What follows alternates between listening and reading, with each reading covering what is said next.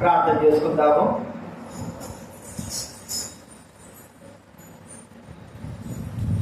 పరలోకమందున తండ్రి, పరిశుద్ధుడైన మా దేవ, ప్రభువైన క్రీస్తు యేసు నామమున మీకు కృతజ్ఞతలు వందనాలు చెల్లిస్తా ఉన్నాం. ఈ సమయంలో దైవ వాక్యం ద్వారా మీరు మాట్లాడి ఈ స్వరం మీకు చేతండి నెరవేర్చండి. మీకు కోరుకుంటున్నాం ప్రభా. మరి ఉపవాస ప్రార్థన కొరకు కావాల్సిన మాటలు మీరు అనుగ్రహించవలసిన చూసి తండ్రి మీ చిత్తం నెరవేర్చండి. ఘనమైన నామం చేస్తూ కృతజ్ఞతాపూర్వక స్తుతులు చెల్లిస్తూ రావాల్సినటువంటి వారి ప్రార్థన ప్రార్థన చేయాలని ఆశ కలిగిన వారిని నడిపించవలసిన మీరు వేడుకుంటున్నాం. కృతజ్ఞత చెల్లిస్తూ యేసు క్రీస్తు నామమున ప్రార్థించడి వేడుచున్నాము తండ్రి. కీర్తన గ్రంథం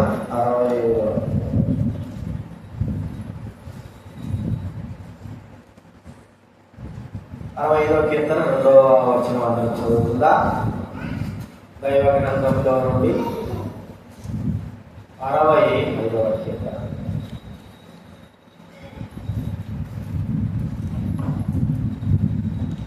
రెండవ వచనం అందరం చదువుతుందా? 65వ కీర్తన.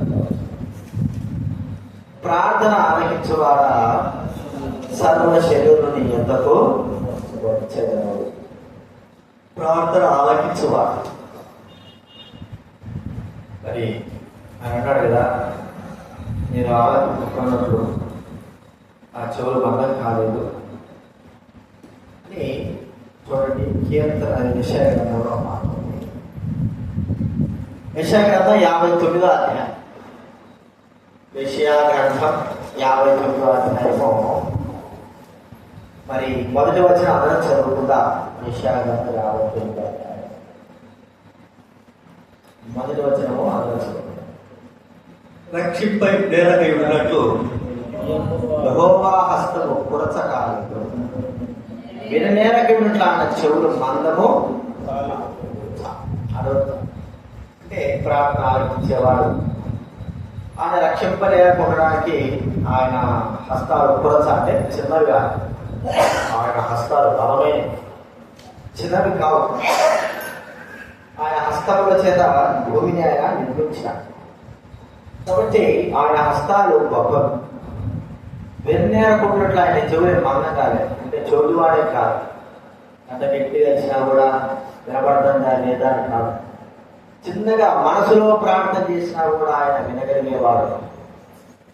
గట్టిగా ప్రార్థన చేసినా వింటాడు, మనసులో ప్రార్థన చేసినా కూడా ఆయన అంటే ఆయన వినేది. అందుకే ప్రార్థన ఆలకించు కాబట్టి ఆయన ఆలకించే దేవుడు. ఆయన ఎవరైనా సరే ఆయన ఎదురుకు వచ్చి ప్రార్థన చేసిన వారిని అంగీకరించే దేవుడు. ప్రార్థన అంగీకరించి వారి ప్రార్థనకు జవాబు ఇచ్చే దేవుడు అని మనం చూస్తా ఉంటున్నాం. మనకు అవసరమైనటువంటి ప్రార్థన అంటే వాక్యం దైవ గ్రంథంలో ఎలాగా మనం ప్రార్థించాలి, అంగీకరించాలి ఇస్తున్నాడు కదా. ఆయన అంగీకరిస్తున్నాడు కాబట్టి ఒక వ్యక్తి ఒక సీఎం మరి అపాయింట్మెంట్ తీసుకున్నాం. మనము మన అవసరాలు ఉన్నాయి, మన కుటుంబ అవసరాలు అంటే గ్రామ అవసరాలు ఉన్నాయి, గ్రామాల అభివృద్ధి అవసరాలు ఉన్నాయి, ఇవన్నీ కూడా మనకు అవసరాలు ఉన్నాయి. కాబట్టి సీఎం దగ్గరికి వెళ్ళాము. ఆయన దగ్గరికి వెళ్ళడానికి ముందే అపాయింట్మెంట్ తీసుకొని ఈ సమయంలో ఈ టైంలో మీరు రావాలి ఆయన ఉంటాడు. ఆయనప్పుడు మీ విన్నపాలు చెప్పుకోవచ్చు. సరే, ఆ సమయానికి ఆ టైంకి వెళ్ళాం.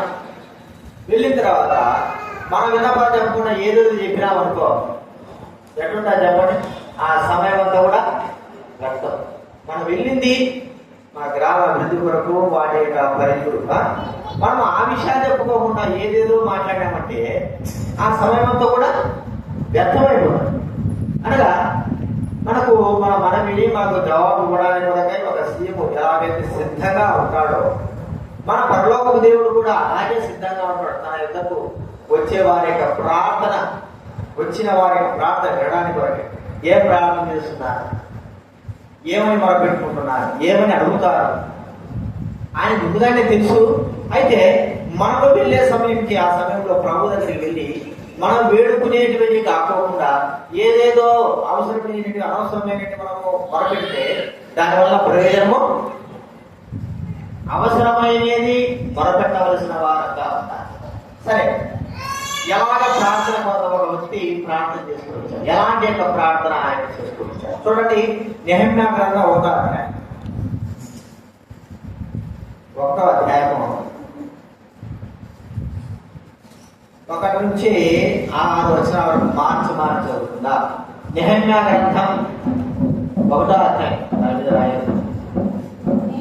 1వ అధ్యాయము 1 నుంచి 6 వచనాల వరకు మార్చి చదువుతుందా. అందరూ చదువుతుందా 1 నుంచి 6 వచనాల వరకు. నెహెమ్యా గ్రంథం 1వ అధ్యాయం. హకల్యా కుమారుడైన నెహెమ్యా యొక్క చర్యలు. 20వ సంవత్సరంలో కిస్లేవు మాసమున నేను షూషను కోటలో ఉండగా నా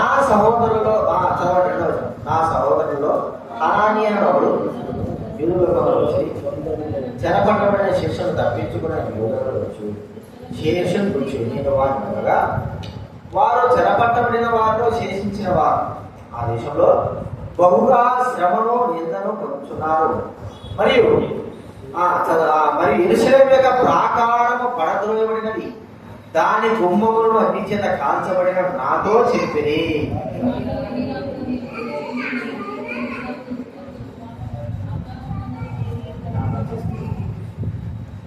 ఎట్లనగా ఆకాశమున్న దేవా, యెహోవా భయంకరమైన గొప్ప దేవా, నిన్ను ప్రేమించి నీ ఆజ్ఞ అనుసరించి నడుచు వాడిని కటాక్షించి వాటికి నిబంధనను స్థిరపరచువాడా.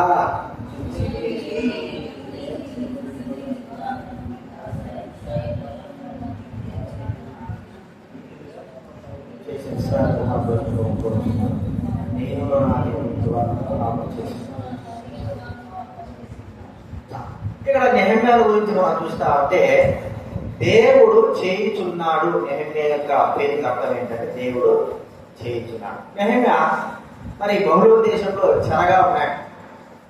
మరి మొదటిగా పట్టబడిన వారిలోనో లేకపోతే రెండోసారి పట్టబడిన వారిలో ఇప్పుడు పట్టబడిన వారిలో కానీ మరి ఆ గుంపులో రెండవ సమూహం గుంపులో తిరిగి వచ్చినటువంటి నెహెమ్యా అంటే వెళ్ళిన వారు రెండవ సమూహం గుంపులో వచ్చాడు. ఈ నెహెమ్యా మరి షూషను కోటలో ఒక అధికారిగా, ఎలాంటి అధికారి అంటే రాజు దగ్గర ఉండి ఆ రాజుకు ద్రాక్షరస పానీయం అందించేటువంటి వ్యక్తిగా అది ఎంతో గొప్ప ఆధిక్యమైనటువంటి పని, ఉద్యోగం. ఆ పనిలో ఉన్నాడు. ఒక రోజు మరి ఒక వ్యక్తి వచ్చాడు. ఒక వ్యక్తి వచ్చి సహోదరుడు ఆయన వాడు వస్తే యూదుల్లో కొందరు వచ్చారు. అప్పుడు నెహెమ్యా అడుగుతున్నాడు, వారు చెరపట్టబడిన వారు యూదులు ఎట్లుంది, మన యొక్క దేశం ఎలా అడిగితే అప్పుడు ఆ యొక్క వ్యక్తి అడుగుతున్నాడు, అయ్యా మన దేశంలో చెరపట్టబడిన వారు చాలా బాధలు పొందుతున్నారు. అంతమాత్రమే కాదు, యెరూషలేము యొక్క ప్రాకారం ఏమైపోయిందంట, పడగొట్టబడి ఉన్నది. యెరూషలేము ప్రాకారము పడగొట్టబడి అగ్ని చేత దాని గుమ్మాలను కాల్చేశారు. గుమ్మాలను కాల్చేశారు, ప్రాకారాలు పడగొట్టేసినారు. బహుగా శ్రమ వేదన ఆ యొక్క దేశం పొందుతా ఉంది. కాబట్టి ఇలాంటి పరిస్థితి ఉంది అని నెహెమ్యా చదివిస్తే నెహెమ్యా వెంటనే ప్రభువు సన్నిధిలో తాను కూర్చొని ప్రార్థన చేసినటువంటి విధానం మనకి ఇక్కడ కనబడతా. ఎవరు ప్రార్థన చేస్తున్నాడు? మరి ఆ విషయం తనకు తెలియగానే ఆ యొక్క గుమ్మాలు పడగొట్టబడ్డాయి, కాల్చబడ్డాయి, చాలా బాధ వేదనలు ఆయన యెరూషలేము ప్రజలు ఉంటాడు, దైవజనుల వారు పొందుకుంటున్నారు, శ్రమ పొందుకుంటున్నారు అనగానే మరి నాకెందుకు అనుకోలేదు. వెంటనే తాను దేవుని సన్నిధిలో మొరపెట్టిన విధానం మనకు జ్ఞాపకం చేసుకుంటున్నాను. ఎవరు మొదలుపెట్టుకుంటున్నాడు? ఆకాశం ఉందన్న దేవా, గొప్ప దేవా, నిన్ను ప్రేమించి ఆజ్ఞకి స్థిరపరచువాడా, నీ చెవికి నేత్రము తెచ్చు. ఎందుకంటే మరి శ్రమ వేదన ప్రజలకున్నది. నీ దేశమైనటువంటి నీవు నివసించేటువంటి స్థలము పడగొట్టబడి ఉన్నది, గుమ్మములు కాల్చబడి ఉన్నవి. కాబట్టి నేత్రము తెలిసి ఒకసారి యెరూషలేము యొక్క ప్రాంతాన్ని ఒకసారి గుర్తించు ప్రభువా. యెరూషలేములో బాధలు పొందుతున్నటువంటి నీ బిడ్డలైన వారిని గుర్తించు ప్రభువా అని నెహెమ్యా ప్రార్థన మనం ఇక్కడ కనబడతాం. ఇక్కడ వారి ప్రార్థన ఆలకించేవాడు. ఇక ఏదేదో ప్రార్థన చేయలేదు నెహెమ్యా. డైరెక్ట్ గా ఆయన యొక్క ప్రార్థన యొక్క అంశం ఏమిటంటే, ప్రభువా నీ ప్రజలు వేదన పొందుతున్నారు, నీ యొక్క గుమ్మాలు, నీ ప్రాకారాలు, యెరూషలేము యొక్క ప్రాకారాలు పడగొట్టబడి ఉన్నాయి, ఇవన్నీ కూడా నువ్వు చూస్తుంటున్నావు, వీటికి కారణం మా పితరుల పాపం మేమే, కాబట్టి నీవు సహాయం చేయి ప్రభువా అన్నట్టుగా అక్కడ మనకు ప్రార్థనలో ఆ నెహెమ్యా సెలవిస్తా ఉంటున్నాడు, చెప్తా ఉన్నాడు. మన యొక్క ప్రార్థన విషయంలో గమనిస్తా ఉంటే రెండు విషయాలు కదా, చెరపట్టబడినటువంటి వారి యొక్క వేదన బహుగా బాధపడుతున్నారు. రెండోదిగా ఆ యొక్క యెరూషలేము యొక్క ప్రాకారాలు పడగొట్టబడ్డాయి. యెరూషలేము ప్రాకారం రెండు విషయాలు, ప్రజలు బాధపడుతున్నారు, యెరూషలేము ప్రాకారాలు పడగొట్టబడ్డాయి, దేశం విచ్ఛిన్నం అయిపోయింది. నీవు సహాయం చేయి ప్రభువా, ప్రజల కొరకై, బాధ పొందేవారి కొరకై, వేదన పొందేవారి కొరకై, శ్రమలు పొందేవారి కొరకై ప్రార్థన నెహెమ్యా చేస్తా ఉన్నట్టుగా మనం చూస్తా ఉన్నాం. దినాల్లో మనం కూడా శ్రమను, బాధను, వేదనను పొందుతున్నటువంటి దైవకుడైన వారి కొరకు, మరి లోకంలో ఉన్న వారి కొరకు, ప్రజలైన వారి కొరకు, మరి దేవుని ప్రజలుగా భారం కలిగి ఆయా ప్రాంతాల్లో చేస్తున్నటువంటి వారి యొక్క క్షేమం కొరకు మనం ప్రార్థించవలసిన వారంగా మన ప్రార్థన. ఎందుకంటే ఈ దినాల్లో ఆ యొక్క ప్రజలు అత్యధికంగా అపవాది ప్రజలైన వారిని మరి పోగు చేస్తూ, మా భోగులు వారిని పోగు చేసినట్లుగా చూడండి. ఒక మాట ఉంది, ప్రకటన గ్రంథం 20 అధ్యాయం 8వ వచనం 7 చదవండి ఎవరైనా. ప్రకటన గ్రంథం 20 అధ్యాయము 7వ వచనం. 1000 సంవత్సరములు గడిచిన తర్వాత సాతాను తానున్న చెరలో నుండి విడిపింపబడును, భూమి నలుదిశలందు జనములను లెక్కకు సముద్రపు ఇసుక వలె ఉన్న గోగు మాగోగు అని వారిని మోసపరిచి వారిని యుద్ధమునకు జరిగిన వాడు బయలుదేరును. చూడండి, ఈ సందర్భము మనకు ఇక ప్రభువైన యేసుక్రీస్తు రాకడ తర్వాత జరిగేటువంటి పరిస్థితి. వాడు సాతాను బంధించి తర్వాత 1000 సంవత్సరాలు చేసుకోవడం ప్రారంభం చేస్తే నీతి న్యాయంలో ప్రారంభిస్తాయి.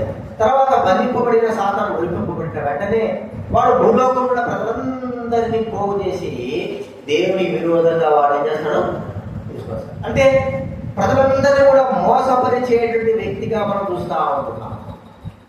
కాబట్టి ఆ దినాల్లో జరగవలసిన పరిస్థితులు ఈ దినాల్లో జరుగుతున్నాయి. ఇది మీ సందర్భంగా చెప్పాలి. ఆ దినాల్లో జరిగే పరిస్థితులు రాబోయే దినాల్లో అందరినీ కూడా మోసపరిచి అందరినీ దేవుని విరోధంగా నడిపేటువంటి ఒక సందర్భం ఉంది, ఒక సమయం. ఆ సమయం ఈ సమయంలోనే ఉంది. అనేకమైన ప్రజలైన వారు ప్రభువుకు విరోధంగా, దేవుడి నామానికి విరోధంగా, సంఘాలకు విరోధంగా మరి ఎంతో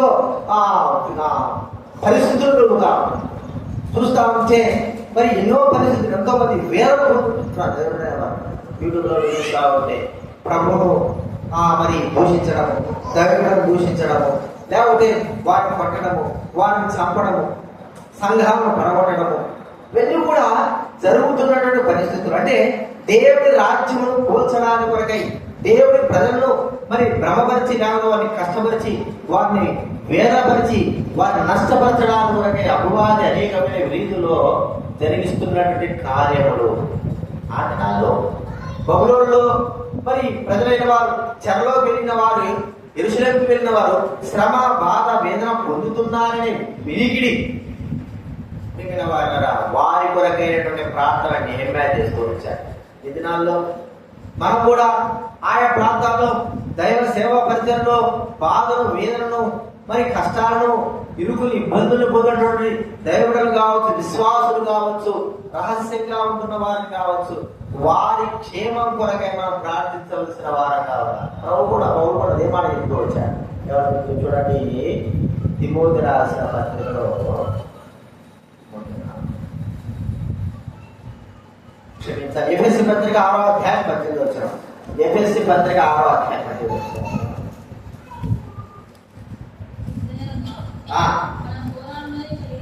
మనము పోరాడున్నది శరీరంతో కాదు. 6వ అధ్యాయం 18 వచ్చిన 6వ అధ్యాయం 18 వచ్చిన ఆత్మ వల్ల ప్రతి సమయం ప్రార్థన విజ్ఞాపన చేయొచ్చు, ఆ విషయమే సమస్త పరిశుద్ధుల మీద పూర్వమైన పట్టుదలతో విజ్ఞాపన చేయొచ్చు. మెలకువగా ఉండి పూర్వమైన పట్టుదల బట్టి సమస్తమైన పరిశుద్ధుల నిమిత్తము మనం ప్రార్థన జరిగించే వారంగా పరిశుద్ధులైన వారు దేవునికి దూరం అయిపోతా ఉండొచ్చు. పరిశుద్ధులైన వారు ఎంతో బాధలు పొందుతా ఉండొచ్చు. పరిశుద్ధులైన వారు తమ యొక్క నీతిగా ఆ మనసును నొప్పించుకుంటా ఉండొచ్చు. చూడండి, మనం ఆలోచిస్తే అబ్రహాం యొక్క ప్రార్థన 20 స్వభావం గొప్పరాలు కేవలం లోతుల గురించి తన ప్రార్థన చూస్తున్నాడు. లోతు ఆ ప్రాంతంలో ఎంత వేదన పొందుతుంటున్నాడో ఒకవేళ అబ్రహాం తెలిసి ఉండొచ్చు. ఎందుకంటే లోతు ఆ యొక్క సొదొమ గొమొర్రా యొక్క ప్రజల యొక్క పరిస్థితి ఆ ప్రాంతంలో ఉన్న వారందరూ కూడా తెలుసు. కాబట్టి మరి ఆ ప్రాంతంలో ఉన్న లోతు కొరకు అబ్రహాం ఏం చూస్తున్నాడు? ఆ ప్రాంతంలో ఎలాంటి బాధ పొందుతున్నాడు లోతు అంటే, నీతి గల తన మనస్సును ఏం చేస్తున్నాడంట? నొప్పించుకుంటూ ఉన్నాడు. అంటే బాధను వేదన పొందుతున్న లోతు. తన లోకంలో లోకంలో ఉన్న ఎంతో మంది ప్రజలుగా దైవమైన వారు బాధను వేదన పొందుతున్నారు. వారి కొరకే మనం ప్రార్థించవలసిన వారంగా ఉంటున్నారు. వారి క్షేమం కొరకు, వారు మరి క్షేమంగా ఉండడానికి కొరకై మనం ప్రార్థించాలి. దినాలు ఇక్కడే కాదు, పలు ప్రాంతాల్లో దైవమైన వారికి క్షేమం అనేది లేదు. ఎంత మాత్రం కూడా క్షేమం లేదు. ఒకవేళ రాబోయే దినాలు ఎలాంటి పరిస్థితుల్లో మనకు తెలుసు. ఇప్పుడు మళ్ళా బీజేపీ గెలిచింది. ఇక ప్రజలైన వారు విస్తృతంగా ఎలాగా మరి అపవాది వారిని ఎలాగ వాడుకుంటాడో మనకు తెలియదు. కేవలము దైవబిడ్డలను ఆల్చడానికి, దైవబిడ్డలను పాడు చేయడానికి, దైవబిడ్డల విశ్వాసం తొలగించడానికి, దైవబిడ్డల్ని నష్టపరచడానికి కొరకే అపవాది లోకంలో ఉన్న వారిని ఏర్పరచుకుని వారిని మరి గురికొలిపేవాడుగా ఉంటాడు. కాబట్టి మన ప్రార్థన ఏమై ఉండాలంటే దైవబిడ్డల యొక్క క్షేమం కొరకైన ప్రార్థనము. నెహెమ్యా ఎలాంటి ప్రార్థన చేస్తున్నాడు? ఆ యెరూషలేములో దైవబిడ్డల వారు బహుగా నిమ్మల వేదనను పొందుతున్నారు ప్రభువా, వారికి సహాయం చేయని ప్రార్థన చేస్తున్నారు. రెండవది మనం చూస్తారు, చూడండి, అక్కడే చెప్పబడిన మాట నెహెమ్యా గ్రంథంలో చెప్పబడింది. నెహెమ్యా 1వ అధ్యాయంలో అక్కడ మాట 3వ వచనంలో, యెరూషలేము యొక్క ప్రాకారం పడద్రోయబడింది, దాని గుమ్మం అగ్నిచేత కాల్చబడి ఉన్నవి. ఏమని ప్రార్థన? ప్రభువా, నీ గుమ్మములు కదా, నీ గుమ్మములు ఏమైపోయినాయి? పడగొట్టబడి ఉన్నాయి. నీ గుమ్మాలు అవి విన్నాడంటే ప్రార్థన చేస్తున్నాడు. యెరూషలేము యొక్క గుమ్మాలు పడగొట్టబడి ఉంటున్నాయి. ఆ గుమ్మాలు పడద్రోయబడి ఉంటున్నాయి. శత్రువు ఆ గుమ్మాలను పడద్రోసి మరి ఎంతో నష్టాన్ని కలుగజేసిన వాడుగా ఉంటున్నాడు. గుమ్మములు ఉంటేనే రాజ్యానికి క్షేమం అనేది. గుమ్మం లేకపోతే క్షేమం అనేది లేదు. గుమ్మములు కట్టాలంటే ఎంత కష్టమో ఆ దినాల్లో. మరి ఒక కోట కూడా కట్టాలంటే ఎంతో కష్టం, చాలా కష్టం. అలాంటి కోట కూడానే బబులోను రాజు కూల్చివేశాడు. అవి కట్టలేకపోతున్నారు. అవి కట్టడానికి చాలా శ్రమ. ఎందుకంటే ఆ గోడకు ఉన్నటువంటి రాళ్ళన్నిటిని కూడా కాల్చి వేశారు కదా. కుటుంబాలు ఏం చేశారు? కాల్చబడినటువంటి రాయి పనికిరా, కాల్చబడిన రాయి పనికిరా, మన పైకిపోదు. మనకు అమర్చిన ఇప్పుడు ఏం చేయాలా? రాయికి రాయి, కొత్త రాయి తీసుకురావా. ఒక్కొక్క కోట కూడా ఎంతో ఎత్తులో, ఒక 40 అడుగులు, మరి 50 అడుగులుగా ఎత్తు కూడా ఉండొచ్చు. అవి కట్టాల, ఎంత శ్రమ వేదన. ఇక మనం చూస్తా ఉంటున్నాం, పడగొట్టబడిన గుమ్మపు యొక్క కోట కోడలు ఈ దినాల్లో ఎలాంటి యొక్క ఏవి పడగొట్టబడ్డాయంటే, దేవుని యొక్క బలిబీజము పడగొట్టబడి ఉన్నది. చూడగమ్మా, మొదటి రాజుల గ్రంథం 17వ అధ్యాయం. మొదటి రాజుల గ్రంథం 18వ అధ్యాయం. మొదటి రాజుల గ్రంథం 18వ అధ్యాయం 30వ వచనం చదవడారేనా?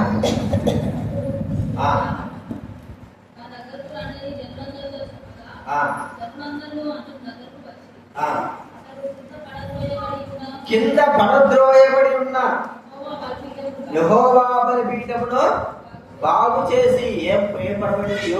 ఎవరి బలిపీఠం అది?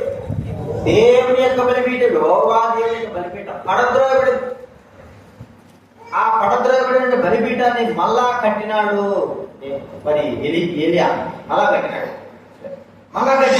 అంటే ఆ బలిపీఠం పైన ఏ అర్పింపబడలేదు. పడద్రోయబడిన బలిపీఠం పైన బలులు, సమాధాన బలులు,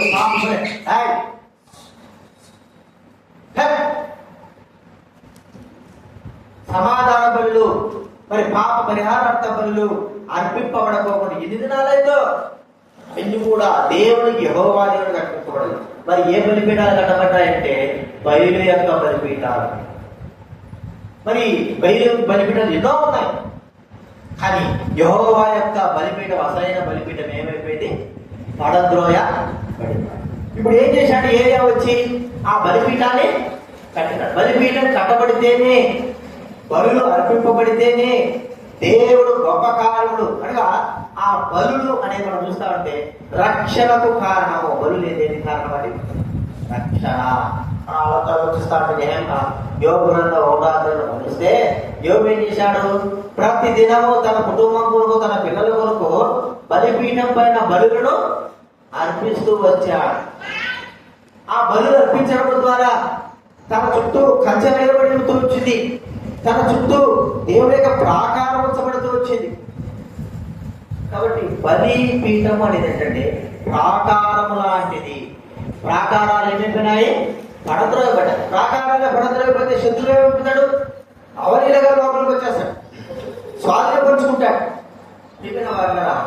పడద్రోయబడేటువంటి ఆ బలిపీఠం మరి కట్టబడేట్టుగా పడద్రోయబడేటువంటి ఆ యొక్క ప్రాకారాలు కూడా నెహెమ్యా ఏం చూస్తున్నాడు? అక్కడ చూడండి, నెహెమ్యా గ్రంథం 2వ అధ్యాయం, నెహెమ్యా గ్రంథం 2వ అధ్యాయం 17వ వచనం. నెహెమ్యా గ్రంథం 2వ అధ్యాయం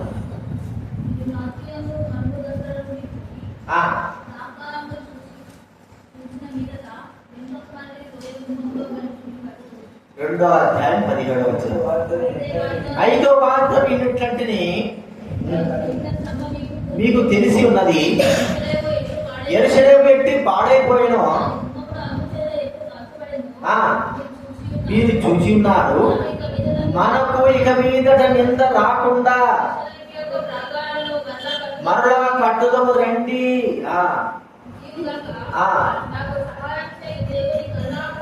కర్ణాహస్తమును గురించి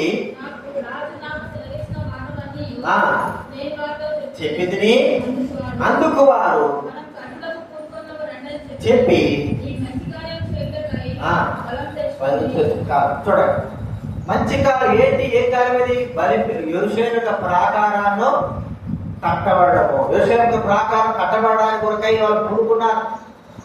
వాళ్ళ మరి దేని కొరకే ప్రార్థన చేస్తున్నాడు నెహెమ్యా అంటే, ప్రభువా యెరూషలేము యొక్క ప్రాకారాలు కట్టబడాలా, యెరూషలేము యొక్క ప్రాకారాలు నిలబెట్టబడాలా, అవి దృఢపరచబడాలా, కాల్చబడేటువంటి రాళ్ళను తీసివేసి క్రొత్త రాళ్ళను అమర్చాలి. అప్పుడే దేశం క్షేమంగా సుభిక్షంగా ఉంటుంది. మరి యోబు యొక్క ప్రార్థన ఆయన బలిపీఠం మీద అర్పించినప్పుడు యోబు యొక్క కుటుంబం చుట్టూ ఎలాగైతే ప్రాకారం లాగా ఆయన సన్నిధుంటూ వచ్చిందో కంచెవలే మన ప్రార్థన కూడా ఏమంటారంటే దేవుడి మరి ప్రాకారం పడగొట్టబడిన ప్రాకారం కట్టబడాలి. అనగా క్షేమము, సంఘ క్షేమము, పడగొట్టబడిన సంఘ క్షేమము తిరిగి కట్టబడాలి. అపవాది ఏం చేశాడంటే సంఘాన్ని ఏం చేశాడు? విచ్ఛిన్నము చేయడానికి కోరుకున్నాడు, సంఘాన్ని పాడు చేయాలని కోరుకున్నాడు, మరి సంఘాన్ని విచ్ఛిన్నం చేయాలని కోరుకున్నాడు, ఎంతో చేశాడు. అయితే ఇప్పుడు మా ప్రార్థన ఏమైనా అంటే నెహెమ్యా ప్రార్థన పడగొట్టబడినటువంటి ఆ ప్రాకారం కట్టబడాలి ప్రభువా అన్నట్లుగా మా ప్రార్థన. పడగొట్టబడినటువంటి సంఘము లేకపోతే విచ్ఛిన్నమైన సంఘము తిరిగి కట్టబడాలి. అది బలిపీఠము కట్టబడినట్లుగా కట్టబడిన ప్రార్థన ద్వారానే. ఎప్పుడైతే బలిపీఠం కట్టబడుతుందో వెంటనే బలులు అర్పింపబడతాయి. మరి దేవుని యొక్క సహాయము ఆ ప్రాంతమంతా కూడా ఉంటుంది. మనం గుర్తించాలి. సంఘం యొక్క క్షేమము తిరిగి కట్టబడినట్లుగా మనం ఏం చేయాలి? ప్రార్థన చేయాలి. దైవజనులైన వారు ఎంతో పట్టబడిన దైవజనులైన వారు ఎంతో శ్రమను వేదన పొందుతున్నారు. వారి క్షేమం కొరకు సాతాను ప్రజలైన వారిని నష్టపరిచి దూరపరిచి దేవునికి విరోధంగా రేపుతా ఉంటున్నాడు. మరి ఆ ప్రజలైన వారి దేవుడైన వారి నాశనానికి తీసుకుని వెళ్ళేవాడుగా ఉంటాడు. వారి క్షేమం, వారికి సహాయం కలుగునట్లుగా మనము వారి కొరకే ప్రార్థించవలసిన వారంగా ఉంటున్నాం. రెండవది మనం చూస్తుంటున్నాం, యెరూషలేము ప్రాకారాలు కట్టబడ్డాయి, పడగొట్టబడ్డాయి. అవి తిరిగి కట్టబడినట్లుగా నెహెమ్యా ప్రార్థించినట్లుగా సంఘం యొక్క పరిస్థితులు పడగొట్టబడ్డాయి. మనం చూస్తా ఉంటే ఆత్మ సంబంధంగా ఎంతో నష్టపరచబడినా సాతాను చేసిన కార్యం, సాతాను ఆ కోట గోడల నుండి పడగొట్టేసింది. తిరిగి కట్టబడి చుట్టూ దేవుడి యొక్క ప్రాకారం, ఆత్మ సంబంధమైన దేవుడి ప్రాకారం ఉండి క్షేమం పొందినట్లుగా మనం ప్రార్థించవలసిన వారంగా ఉంటున్నాం. అంత మాత్రం కాదు, నెహెమ్యా యొక్క ప్రార్థన ఏమైనది చూడండి. నెహెమ్యా గ్రంథంలో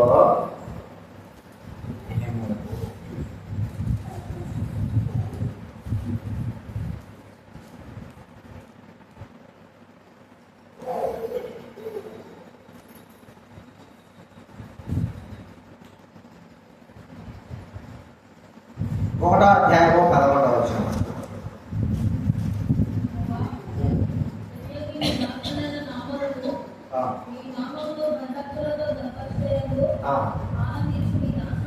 నీ దాసులను ఆలకించి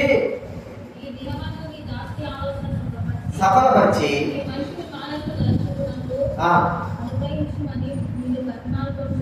అని ప్రార్థించింది. 9వ వచనం చూడండి. అయితే మీరు నా వైపు తిరిగి నా ఆజ్ఞ అనుసరించడలా భూదిగంతముల వరకు మీరు తోలివేయబడిన అక్కడి నుండి సహాయమును సమకూర్చి నా నామం ఉంచులో నేను ఏర్పరచుకున్న స్థానానికి మిమ్మల్ని రప్పించదండి నీవు సెలవిచ్చితివి కదా. భూదిగంతముల వరకు మీరు తోలివేయబడిన అక్కడి నుండి సహాయం ఏం చేస్తాడు? రప్పిస్తాడు. కాబట్టి ఆయన నామంలో భయభక్తులు కలిగిన వారిని సమకూర్చేవాడుగా, చెదరగొట్టబడినటువంటి గొర్రెల వలె గొర్రెలు, చెందిపోయిన గొర్రెలైన వారు, పడిపోయిన గొర్రెలైన వారు, దూరం చేయబడిన గొర్రెలైన వారు, దేవుని బాధ కలిసి గొర్రెలైన వారు, నిలబడిన వారు చెందిపోయి ఉంటారు. వారందరూ కూడా సమకూర్చబడాలి. అంత తేలికైన విషయం కాదు. కేవలము ప్రార్థన ద్వారానే ఆ యొక్క కార్యము జరుగుతుంది. సమకూర్చబడతారు. ప్రార్థన ద్వారానే అందరూ కూడా సమకూర్చబడతారు. సమకూర్పు కొరకై మనం ప్రార్థించవలసిన వారం కావున నెహెమ్యా ఎలాంటి ప్రార్థన చేశాడంటే, ప్రభా భౌతికతలో తోలివేయబడినారు, సమకూరుస్తా ఉన్నావు. నీ నామం మీద భయభక్తులు వారు ఎక్కడున్నప్పటికీ వారు కనబరిచి వారిని తీసుకురా ప్రభువా, వారిని యెరూషలేములో నిలబెట్టు ప్రభువా. ఇక్కడ వారున్నారా, తను ఒక్కడే వెళ్ళడం కాదు, కానీ తనతో మంది చాలా మంది వెళ్తూ వచ్చాడు. చాలా మంది వెళ్ళి యెరూషలేము ప్రాకారంలో కట్టు ఆయా ప్రాంతాలను చూచారు. వారు సమకూర్చబడ్డారు. యెరూషలేము ప్రాకారాలను, యెరూషలేము దేవాలయాలను కట్టగలుగుతూ వచ్చారు. కాబట్టి మా ప్రార్థన ఏంటంటే, చెదిరిపోయిన వారిని సమకూర్చబడాలి.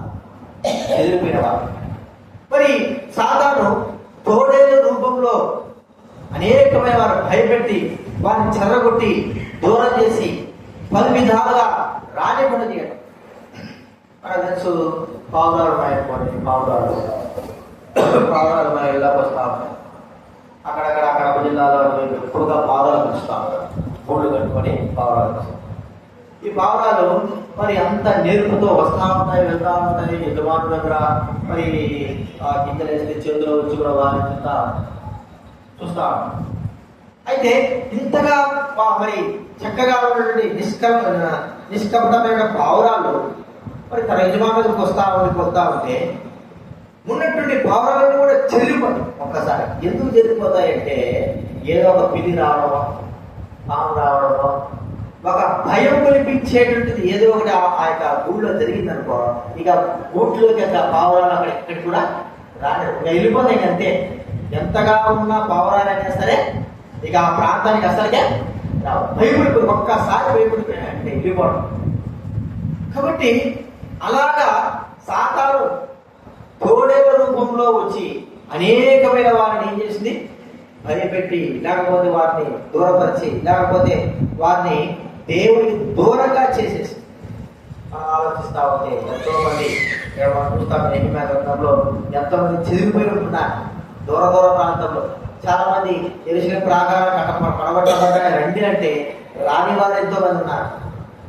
దేవుని మందిరం దేవుని సన్నిధి ఇక్కడ పడగొట్టబడింది రండి అంటే వారు మాకెందుకు అనుకునే వారు చాలా మంది ఉన్నారు. అలాంటి వారందరినీ కూడా నెహెమ్యా ప్రార్థన చేస్తున్నారు. వారందరూ కూడా ఏం కావాలా? సమకూర్చబడితేనే కానీ ఈ ప్రాకారాలు పడగొట్టబడిన ప్రాకారాలు మరి కట్టబడదు. కాబట్టి గుర్తించుకుందాం. మూడోదిగా సమకూర్పు కొరకు మనం ప్రార్థించవలసిన వారంగా సమకూర్పు కొరకు ఎప్పుడైతే మనం ప్రార్థన చేస్తామో దేవుడు ఖచ్చితంగా కార్యం చేయగలడు. చెదిరిపోయిన వారందరూ కూడా ఆయన నడిపించగలడు, తీసుకురాగలడు, వేల వేసి పిలుచుకురాగలడు. ఆయనకు మాత్రమే సాధ్యము. ఆయనకు మాత్రమే సాధ్యం. ఎందుకంటే అందరినీ నడిపించగలిగినటువంటి ఏకైక వ్యక్తి, అందరినీ తీసుకురాగలిగినటువంటి ఏకైక వ్యక్తి ఆయన మాత్రమే. కాబట్టి గుర్తించుకుందాం. సమకూర్పు కొరకైనటువంటి ప్రార్థించవలసిన వారిని మనము ఈ 300 విషయాలు మనం గుర్తించుకుందాం. సమకూర్పు ప్రభావ నీవు సమకూర్చు. పడగొట్టబడేటువంటి యెరూషలేము ప్రాకారం నీవు కట్టు ప్రభావ. అంత మాత్రమే కాదు, యెరూషలేములో శ్రమను వేదనను బాధలు పొందుతున్నటువంటి దైవజనుల వారిని ఆదరించు, సహాయం చేయి.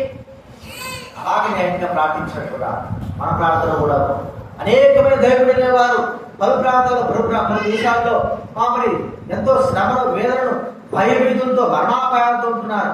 వారందరికీ రక్షణకరంగా ఉండు ప్రభువా. సాతాను యొక్క కోట కూడా కూల్చివేసి అందరి చుట్టూ మరి నీ యొక్క ప్రాకారం నుంచి బలిపీఠం పడగొట్టబడిన బలిపీఠము మరి కట్టబడినట్లుగా ఆయన యొక్క ప్రాకారాలను మన చుట్టూ ఉంచినట్లుగా మనం ప్రార్థించవలసిన వారంగా. అంత మాత్రమే కాదు, మూడోది మనం చూస్తామంటే సమకూర్పు. చెందిపోయిన వారందరూ కూడా సమకూర్చాలి ప్రభావ, అందరూ నడిపించు ప్రభావ అనే ప్రార్థించవలసిన వారంగా. ఈ ప్రార్థన మనం ప్రాముఖ్యంగా చేయాలి. లోకంలో మన అవసరాలు ఎన్నో ఉన్నాయి, వాటన్నిటి కొరకు ఎక్కువగా ప్రార్థిస్తాం. అవన్నీ కూడా దేవుడు తీర్చేవాడే. అయితే వాటన్నిటికంటూ మనం ఆత్మ సంబంధంగా ఏది అవసరమైంది, దేవుడు ఏది ఆశిస్తున్నాడు, ఏ ప్రార్థన చెయ్యాలి ఆయన ఆశ కలిగి ఉన్నాడు, ఆ ప్రార్థనను జరిగించిన వారమైతే దేవుడు సంతోషిస్తాడు. ఆ ప్రార్థనకు బలం వస్తుంది. దేవుడు ఆ కార్యం చేయడానికి ఆయన సిద్ధపడి ఉంటాడు. ఆయన సిద్ధపడి ఆయన ఏం చేశాడంటే అని మన ప్రార్థన ద్వారా అనేకమైన వారిని కాపాడేవారుగా, భద్రపరిచేవారుగా, సహాయం చేసేవారుగా ఉంటారు. ప్రాకారం మరి పడగొట్టబడిన ప్రాకారం కట్టబడినట్లుగా మన చుట్టూ తన దూతను కావలించి మనల్ని కాపాడేవాడుగా, సంఘాన్ని నిలబెట్టేవాడుగా మనం చూస్తా ఉంటున్నాం. అంత మాత్రం కాదు, చివరిగా చెదిరిపోయిన వారందరినీ కూడా ఖచ్చితంగా దేవుడు ప్రార్థించినప్పుడు వారందరినీ నడిపిస్తాడు. ఏదో ఒక విధానం నడిపిస్తాడు, ఏదో ఒక నడిపించి సమకూర్చేవాడుగా చూస్తాడు. అలాంటి యొక్క ప్రార్థన మనం ప్రార్థించాలి. కాబట్టి ఆయన మరి చెవులు మందం కాలేదు, ఆయన చేతులు కొరచ కాలేదు. మనం ప్రార్థించి మనం ఖచ్చితంగా ప్రార్థించినప్పుడు ఆ ప్రార్థన నెహెమ్యా యొక్క ప్రార్థనలో ప్రార్థించినప్పుడు తప్పనిసరిగా మన ప్రార్థన అంగీకరించి మనకు జవాబు ఇచ్చేవాడుగా. ఈ విషయాలు జ్ఞాపకం ఈ దినాల్లో, చివరి దినాల్లో ఇలాంటి యొక్క ప్రార్థన ప్రతి ఒక్కరి జీవితాల్లో అవసరం, సంఘానికి ఎంతో అవసరమైనది. అలాగే ప్రార్థన చేసి మనం ముందుకు ప్రార్థన చేసుకుందాము. వారకాల మరి గమనించండి, మీటింగ్లు వార కార్యక్రమాలు కూడా రాబోయే దినాల్లో బాగా జరగడానికి నాకు త్వరగా కాదు.